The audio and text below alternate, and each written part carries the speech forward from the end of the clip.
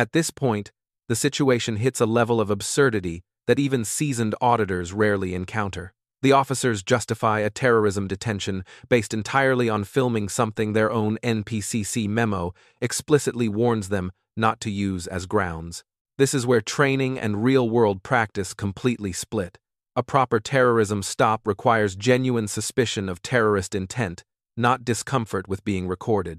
And yet, instead of focusing on potential threats or following de-escalation steps, the officers jump directly to searching digital evidence while ignoring basic officer safety protocol. Viewers, ask yourself, if they truly believed they had a terrorist in front of them, would they really leave him unsearched, uncuffed, and free to reach into his pockets? Or does this look like power being used simply because they could? അധികാരങ്ങൾ ശ്രദ്ധാപൂർവം നിയമപരമായി അത്യാവശ്യ സന്ദർഭങ്ങളിൽ മാത്രം ഉപയോഗിക്കുമെന്ന് ഞങ്ങൾ പ്രതീക്ഷിക്കുന്നു. എന്നാൽ ഈ ഏറ്റുമുട്ടലിൽ അവരുടെ തീരുമാനങ്ങൾ പൂർണ്ണമായും വ്യത്യസ്തമായ ഒരു ചോദ്യം ഉയർത്തുന്നു. അവരുടെ മുന്നിലുള്ള യാഥാർത്ഥ്യവുമായി പൊരുത്തപ്പെടാത്ത ഒരു പ്രതികരണം. സായുധ ഉദ്യോഗസ്ഥർ സ്വന്തം നടപടിക്രമങ്ങൾക്ക് പുറത്ത് കടക്കുമ്പോൾ പ്രശ്നം ചിത്രീകരണമല്ല, അത് അനുവദിക്കുന്ന സംസ്കാരമാണ്. നമുക്ക് നേരിട്ട് അതിലേക്ക് കടക്കാം. നിങ്ങൾ എന്താണ് ചിത്രീകരിക്കുന്നത്? നിങ്ങൾ എന്താണ് ചിത്രീകരിക്കുന്നത്? ശരി, ഞാൻ എന്താണ് ചിത്രീകരിക്കുന്നത് പോലെ തോന്നുന്നത്? വ്യക്തമായും നിങ്ങൾക്ക് അവിടെ ചിത്രീകരിക്കാൻ കഴിയില്ല. എന്തുകൊണ്ട്? അത് തുറന്നിരിക്കുന്നു, അല്ലേ? നിങ്ങൾക്ക് സിനിമ എടുക്കാൻ താല്പര്യമില്ലെങ്കിൽ ഒരു വലിയ പഴയ വേലി തലകീഴായി വെക്കുക. പക്ഷേ നിങ്ങൾക്ക് സിനിമ എടുക്കാൻ താല്പര്യമില്ലെങ്കിൽ ഒരു വലിയ പഴയ വേലി കെട്ടുക, അല്ലേ? നമ്മൾ എന്തിനാണ് ഇവിടെ? ഞാൻ ഇവിടെ വന്നിരിക്കുന്നതായി തോന്നുന്നത് എന്തുകൊണ്ട്? ഞാൻ ഇവിടെ വന്നതായി തോന്നുന്നില്ല. എന്തിനും ഇവിടെ വരാം, അല്ലേ? ഓ, അങ്ങനെയാകാം. വിസ എടുക്കൂ. ക്ഷമിക്കണം, നിങ്ങൾ ഒരു വിസയ്ക്ക് വേണ്ടിയാണോ? ഇല്ല, ഞാൻ അമേരിക്കക്കാരനല്ല. എനിക്ക് അമേരിക്കൻ ഭാഷ തോന്നുന്നില്ലേ? എനിക്ക് ബ്രിട്ടീഷ് ഉച്ചാരണമുണ്ട്. അതെ, അതുകൊണ്ടാണ് നിങ്ങൾക്ക് വിസ വേണ്ടത്. എന്ത്? ഓ, എന്ത്? അവിടെ പോകാൻ? എന്ത്? അമേരിക്കയിലേക്ക് പോകാൻ? ഓ, ശരി. അപ്പോൾ അമേരിക്കയിലേക്ക് പോകാൻ നിങ്ങൾ വിസ എടുക്കാൻ വന്നത് ഇവിടെയാണ്. ഓ, എനിക്ക് മനസ്സിലായി. വിസ പുതുക്കൽ പോലുള്ള കാര്യങ്ങൾ പോലെ അവർ ഇവിടെ വരണമെന്ന് നിങ്ങൾ ഉദ്ദേശിച്ചതായി ഞാൻ കരുതി. ഇല്ല, ഇല്ല. കുത്ത്. ശരി, ഞാൻ സുഖമാണ്. അതെ. ഇല്ല, ഇല്ല. നീ പുറത്തു വന്നപ്പോൾ ഞാൻ പറഞ്ഞതുപോലെ ഇല്ല, എനിക്കൊരു സഹായവും ആവശ്യമില്ല. നന്ദി. മെട്രോ PAP എന്നാൽ എന്താണ്? അത് എന്തിനെ സൂചിപ്പിക്കുന്നു? പാസ്പോർട്ടും പാർലമെന്ററി നയതന്ത്ര സ്റ്റേഷനും. ആഹ്, ശരി, അത് ശരിയാണ്. അത് മുമ്പ് കേട്ടിട്ടില്ല. അതെ, എനിക്ക് പുതിയതാണ്. അപ്പോൾ എനിക്ക് സുഖമാണ്. ശരി. നിങ്ങൾക്ക് സ്വയം തിരിച്ചറിയാൻ കഴിയുമോ, സുഹൃത്തുക്കളെ? ഇല്ല, ഇല്ല. 2649. നന്ദി. അങ്ങനെയാണ് അത് ചെയ്യേണ്ടത്. എനിക്ക് വായിക്കാൻ കഴിയുന്നില്ലെങ്കിൽ എന്തു ചെയ്യണം? എല്ലാം ശരിയാണ്, കുഴപ്പമില്ല. ഇല്ല, അങ്ങനെയല്ല. പൊതുജനങ്ങളിൽ ഒരാളെന്ന നിലയിൽ നിങ്ങൾ എന്നോട് ഇടപഴകിയിട്ടുണ്ട്. നിങ്ങൾ ഒരു UK പോലീസ് ഓഫീസറാണെങ്കിൽ നിങ്ങൾ തിരിച്ചറിയണം. സെക്ഷൻ 42 പോലീസ് പരിഷ്കരണ നിയമമാണ്. അതിനാൽ ദയവായി തിരിച്ചറിയുക. ശരി. നിങ്ങളുടെ തിരിച്ചറിയൽ വാമൊഴിയായി പ്രഖ്യാപിക്കുക. അവിടെയുള്ളത് എനിക്ക് വായിക്കാൻ കഴിയില്ല. എനിക്ക് വാമൊഴിയായി തിരിച്ചറിയാൻ കഴിയില്ല. അതിനാൽ ന്യായമായി പറഞ്ഞാൽ വാമൊഴിയായി എനിക്കറിയില്ല. ഇല്ല, എനിക്ക് നിങ്ങളുമായി തീർന്നു. നിങ്ങൾ തിരിച്ചറിഞ്ഞു. നന്ദി. വാക്കാൽ തിരിച്ചറിയുക. പോലീസ് പരിഷ്കരണ നിയമത്തിലെ സെക്ഷൻ 42 പ്രകാരം പൊതുജനങ്ങളുമായി ഇടപഴകുമ്പോൾ ഉദ്യോഗസ്ഥർ സ്വയം തിരിച്ചറിയാൻ ആവശ്യപ്പെടുന്നു. ഈ ഉദ്യോഗസ്ഥർ അത് വാക്കാൽ ചെയ്യാൻ വിസമ്മതിക്കുന്നു. ഓഡിറ്റർ അത് പലതവണ ആവശ്യപ്പെടേണ്ടതുണ്ട്. പിന്നെ ബോഡി ക്യാമറകളുണ്ട്. രണ്ടും റെക്കോർഡ് ചെയ്യുന്നു. ആരും അത് പ്രഖ്യാപിച്ചിട്ടില്ല. മെറ്റ് നയം വ്യക്തമാണ്. ആദ്യ പ്രായോഗിക അവസരത്തിൽ നിങ്ങൾ ആളുകളെ അറിയിക്കുക. അവർ ബന്ധപ്പെടാൻ തുടങ്ങി. അതായിരുന്നു അവരുടെ അവസരം. സംഭവത്തിൽ വെയിൻ കസിൻസിനെ മുഴുവൻ തിരിച്ചറിഞ്ഞതിനു ശേഷം നിങ്ങൾ മെറ്റ് കമ്മീഷണറുടെ ഉപദേശം പിന്തുടരുമെന്ന് നിങ്ങൾ കരുതും, അല്ലേ? തിരിച്ചറിയുന്നതിൽ നിങ്ങളുടെ കൈവശം ഒരു വാറണ്ട് കാർഡ് ഉണ്ടോ? അതെ. എനിക്ക് നിങ്ങളുടെ വാറണ്ട് കാർഡ് കാണാൻ കഴിയുമോ? നിങ്ങൾക്ക് അത് കാണാൻ കഴിയുമോ? അതെ, ദയവായി. നന്ദി. PC Wilson 2905. ശരി, അത് എന്നെ കാണിക്കുന്നില്ല. അത് ഒരു കാർഡ് ഫ്ലാഷ് ചെയ്യുകയാണ്. ആ കാർഡ് എന്താണ് പറയുന്നതെന്ന് എനിക്കറിയില്ല, അല്ലേ? അത് നിങ്ങളുടെ വാറണ്ട് കാർഡ് കാണിക്കുന്നില്ല. അത് ഫ്ലാഷ് ചെയ്യുകയാണ്. എനിക്കത് ചെയ്യാൻ കഴിയും. എനിക്ക് എന്റെ പോക്കറ്റിൽ നിന്ന് എന്തും പുറത്തെടുക്കാൻ കഴിയും. ഓ, ഞാൻ ഒരു പോലീസുകാരനാണ്. അതാ എന്റെ വാറണ്ട് കാർഡ്. എന്റെ പേര് പറഞ്ഞു, എന്റെ നമ്പർ പറഞ്ഞു. അതാ അവിടെ. സെൻസിറ്റീവായ വസ്തുക്കൾ നീ പകർത്തണം. ശരി. സെൻസിറ്റീവ് ആണെങ്കിൽ പൊതു നടപ്പാതയിൽ നിന്ന് വലിയ ഗ്ലാസ് ജനാലകൾ വക്കരുതെന്ന് ഞാൻ ശക്തമായി ശുപാർശ ചെയ്യുന്നു. അത് അല്പം മണ്ടത്തരമായിരിക്കും. മതിലിന് പിന്നിൽ നിന്ന് നിങ്ങൾക്ക് ചിത്രീകരിക്കാൻ ഒരു കാരണവുമില്ല. ശരി, ശരി, അതാണ് ഞാൻ ചിത്രീകരിക്കാൻ ആഗ്രഹിക്കുന്നത്. എനിക്ക് എന്ത് ചിത്രീകരിക്കാൻ കഴിയുമെന്നും എന്ത് ചിത്രീകരിക്കാൻ കഴിയില്ലെന്നും എന്നോട് പറയാൻ നിങ്ങൾക്ക് അവകാശമില്ല. പിന്നിൽ നിന്ന് ചിത്രീകരിക്കാൻ ഞങ്ങൾക്ക് നിയമപരമായ ന്യായമായ കാരണമില്ല. എന്റെ കാരണങ്ങൾ എന്തൊക്കെയാണ്? അത് നിങ്ങളുടെ കാര്യമല്ല. അതിനാൽ പിന്നിൽ വളരെ സെൻസിറ്റീവ് ആണ്. വ്യക്തമായും എംബസിയിൽ നിന്ന് അകത്തേക്കും പുറത്തേക്കും വരുന്ന ഗേറ്റുകൾ. അപ്പോൾ അവിടെയുള്ള ആ ഗേറ്റ് അത് പൂർണ്ണമായും സുതാര്യമാണ്. ശരി, അപ്പോൾ നിങ്ങൾ അവിടെ നിന്ന് ചിത്രീകരിക്കാത്തതെന്താണ്? കാരണം ഞാൻ ഇതുവരെ കെട്ടിടത്തിന്റെ ആ ഭാഗത്തേക്ക് എത്തിയിട്ടില്ല. ഞാൻ ആദ്യം കണ്ടത് ഇതാണ്. കാരണം ഇവിടെ വരൂ. നിങ്ങൾ ചിത്രീകരിച്ച മറ്റെന്തെങ്കിലും ഉണ്ടോ? CV ക്യാമറകൾ അവിടെ സെൻസിറ്റീവായ എന്തെങ്കിലും ഉണ്ടോ? ഞാൻ മുഴുവൻ കെട്ടിടവും പകർത്തി നോക്കുകയാണ്. അത് അതിമനോഹരമാണ്. ശരി, ശരി, മുന്നോട്ട് പോകണമെന്ന് ഞാൻ നിർദ്ദേശിക്കുന്നു. ഇവിടെ ചിത്രീകരിക്കാൻ മറ്റൊന്നില്ല. നിങ്ങൾക്ക് ഇഷ്ടമുള്ളത് നിർദ്ദേശിക്കാം. ഇപ്പോൾ എന്നെ കസ്റ്റഡിയിൽ എടുത്തിട്ടുണ്ടോ? ചോദ്യചിഹ്നം. ചിഹ്നം. ഇല്ല, ശരി, എന്നെ കസ്റ്റഡിയിലെടുത്തിട്ടില്ലെങ്കിൽ എനിക്ക് പോകാൻ സ്വാതന്ത്ര്യമുണ്ട്. പിന്നെ എനിക്ക് താമസിക്കാൻ സ്വാതന്ത്ര്യമുണ്ട്, അല്ലേ? പക്ഷേ എന്നോട് മാറാൻ പറയരുത്. ഇപ്പോൾ നിങ്ങളെ സെക്ഷൻ 43 തീവ്രവാദ നിയമപ്രകാരം കസ്റ്റഡിയിലെടുക്കാം. തീർച്ചയായും നിങ്ങൾ സെൻസിറ്റീവ് പ്രദേശങ്ങൾ ചിത്രീകരിക്കുകയാണ്. സെക്ഷൻ 43 പ്രകാരം നിങ്ങൾ എന്നെ കസ്റ്റഡിയിലെടുക്കുകയാണ്. നിങ്ങളുടെ ഫോണിൽ. ശരി, തടങ്കലിനും മറ്റും നിങ്ങളുടെ കാരണമെന്താണ്? നിങ്ങൾ ഞങ്ങളുടെ അടുത്തേക്ക് വരൂ. സെൻസിറ്റീവ് പ്രദേശങ്ങൾക്ക് പിന്നിൽ നിന്ന് ചിത്രീകരിക്കാൻ നിങ്ങൾ വരുന്നു. എംബസിയുടെ സെൻസിറ്റീവ് പ്രദേശങ്ങൾ. അവിടെയുള്ള ക്യാമറകൾ ഇങ്ങോട്ട് വരുന്നു. തീർച്ചയായും നിങ്ങൾ ഞങ്ങളുടെ അടുത്തേക്ക് വന്ന് ഗേറ്റിന് ചുറ്റും നടക്കേണ്ട ആവശ്യമില്ല. പിന്നെ ഗേറ്റിന് ചുറ്റും നടക്കാൻ ശ്രമിക്കുക. ശരി, നിങ്ങളുടെ ഫോണിൽ എന്തെങ്കിലും ഉണ്ടെങ്കിൽ. തടങ്കലിലും തിരച്ചിലിലും ഏർപ്പെട്ടിരിക്കുന്നത് നിങ്ങളാണെന്ന് ഞാൻ കരുതുന്നുണ്ടെങ്കിൽ ഞങ്ങൾക്ക് അത് പരിശോധിക്കാം. അപ്പോൾ എന്റെ പേര് പിസിയും വിൽസണുമാണ്. ഞാൻ ലില്ലി റൈറ്റ്സ് പോലീസ് സ്റ്റേഷനിൽ ജോലി ചെയ്യുന്ന ആളാണ്. സെക്ഷൻ 43 തീവ്രവാദ നിയമത്തെ ഞങ്ങൾ കസ്റ്റഡിയിലെടുത്തു. അതിനാൽ സെൻസിറ്റീവ് പ്രദേശങ്ങൾ ചിത്രീകരിക്കുക, ഇവിടെ പിന്നിൽ ചിത്രീകരിക്കുന്ന ക്യാമറകൾ ചിത്രീകരിക്കുക. നിങ്ങൾക്കൊരു കാരണവുമില്ല. ഞങ്ങളുടെ അടുത്തേക്ക് വരൂ. തീവ്രവാദ നിയമത്തിലെ സെക്ഷൻ 43 പ്രകാരം ആരെങ്കിലും ഒരു തീവ്രവാദിയാണെന്ന് ന്യായമായ സംശയം ആവശ്യമാണ്. സംശയാസ്പദമായ പെരുമാറ്റമല്ല തീവ്രവാദം. അവരുടെ അടിസ്ഥാനം എംബസി, ക്യാമറകൾ, ഗേറ്റുകൾ എന്നിവ പൊതുജനങ്ങളിൽ നിന്ന് ചിത്രീകരിക്കുന്നു. പ്രശ്നം 2010 MPCC മാർഗനിർദ്ദേശം പറയുന്നത് ഫോട്ടോഗ്രാഫി തീവ്രവാദ സംശയത്തിന് അടിസ്ഥാനമല്ല എന്നാണ്. ഓഡിറ്റർ അവരോട് പറയുന്നു, നിങ്ങളുടെ സ്വന്തം മെമ്മോ പ്രകാരം. പക്ഷേ അവർ കേൾക്കുന്നില്ല. അത് ഔദ്യോഗികമാണ്. അവർ അത് അവഗണിക്കുകയാണ്. ഒരു ക്യാമറ അവരുടെ അഹങ്കാരത്തെ മുറിവേൽപ്പിച്ചതിനാലാണ് സെക്ഷൻ 43 ആയുധമാക്കിയത്. തോക്കുധാരികളായ 2 ഉദ്യോഗസ്ഥർക്ക് ഇത് വളരെ ഞെട്ടിപ്പിക്കുന്നതാണ്. അതെന്താണ്?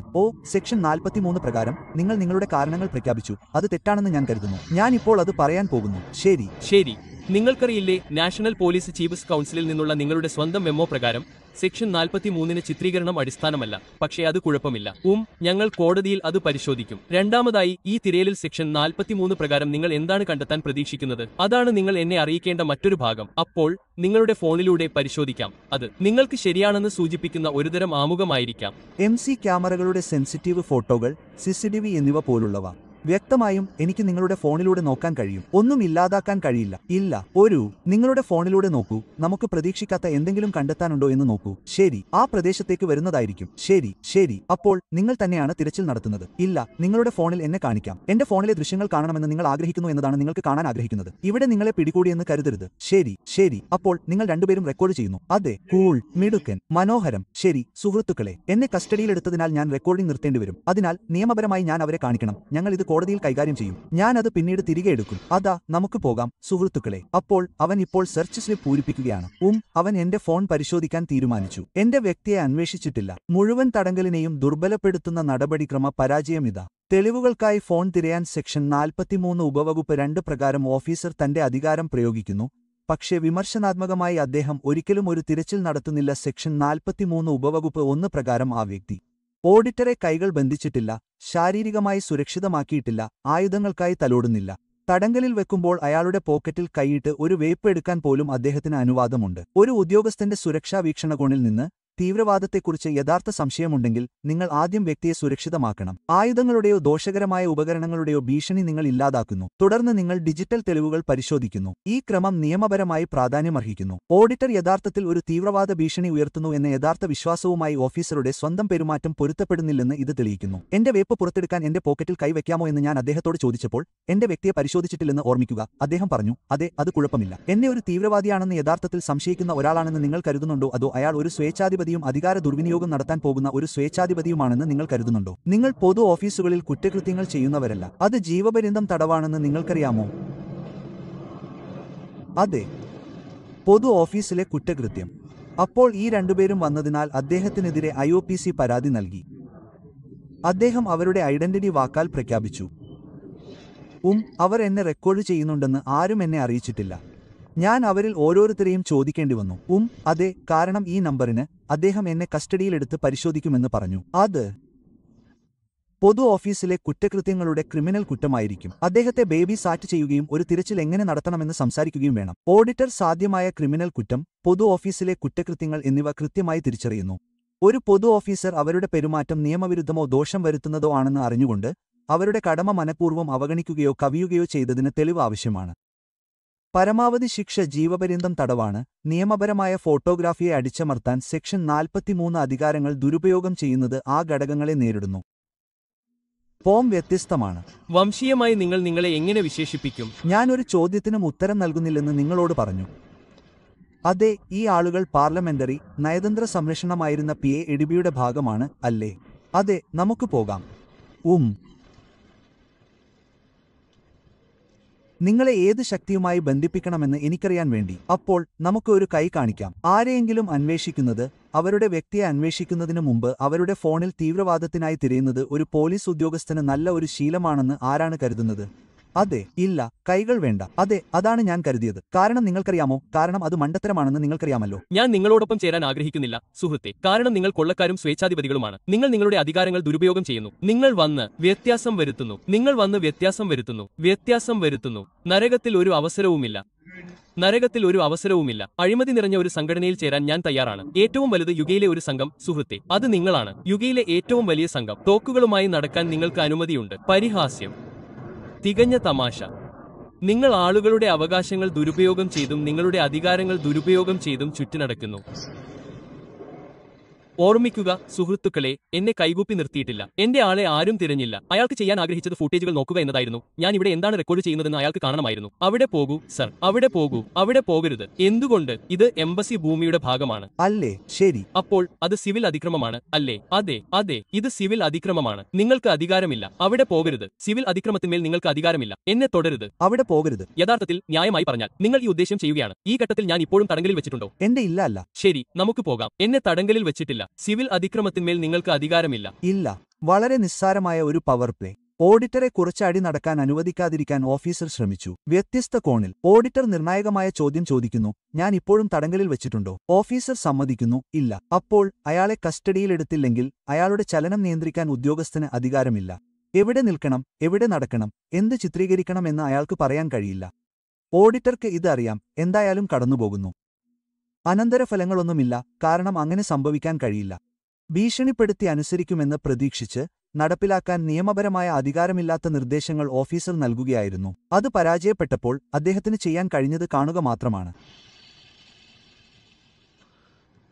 എന്റെ ഫോണിലേക്ക് നോക്കാൻ അയാൾ ആഗ്രഹിച്ചത് അതാണ്. കാരണം അയാൾ എന്റെ പിന്നിൽ നിന്ന് ഞാൻ റെക്കോർഡ് ചെയ്യുന്നത് കാണുമ്പോൾ ഞാൻ എന്താണ് റെക്കോർഡ് ചെയ്യുന്നതെന്ന് അയാൾക്ക് കാണാൻ ആഗ്രഹമുണ്ടായിരുന്നു. അതാണ് അദ്ദേഹം എന്നെ തടഞ്ഞുവെച്ച് എന്നെ അന്വേഷിച്ചത്.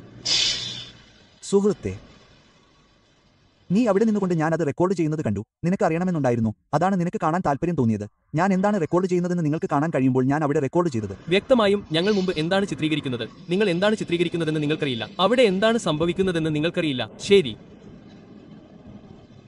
തുടരുക. നീ തെന്നിമാറുകയാണോ? പോകൂ എന്റെ സുഹൃത്തെ. എന്താണ് അത്? ക്ഷമിക്കണം. നിങ്ങൾക്ക് പോകാൻ സ്വാതന്ത്ര്യമുണ്ട്. എന്റെ സ്ലിപ്പിനായി ഞാൻ കാത്തിരിക്കുകയാണ്. ശരി. എനിക്ക് പോകാൻ സ്വാതന്ത്ര്യമുണ്ടെങ്കിൽ എനിക്ക് താമസിക്കാനും സ്വാതന്ത്യമുണ്ട്. എല്ലാ വിധത്തിലും. തീർച്ചയായും. തീയതിയും സമയവും എന്താണ്? ക്ഷമിക്കണം, ഇന്നത്തെ തീയതി എന്താണ്? 30-ാം തീയതി. പിന്നെ സമയം നമുക്കൊന്ന് നോക്കാം.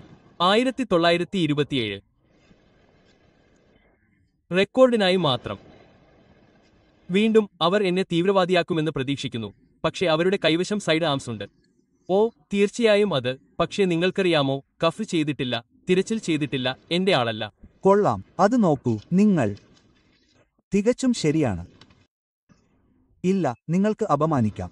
ഇല്ല, ഞാൻ നിങ്ങളോട് സംസാരിക്കുന്നില്ല. ഞാൻ അവനോട് സംസാരിക്കുകയാണ്. മര്യാദകൾ, സുഹൃത്തെ. ഇല്ല, എനിക്ക് മര്യാദകൾ പ്രശ്നമല്ല. എന്നെ നിയമവിരുദ്ധമായി പരിശോധിച്ച് തടങ്കലിൽ വെച്ചിരിക്കുകയാണ്. എനിക്ക് ബഹുമാനം വേണ്ട എന്ന് ഞാൻ പറയുന്നില്ല.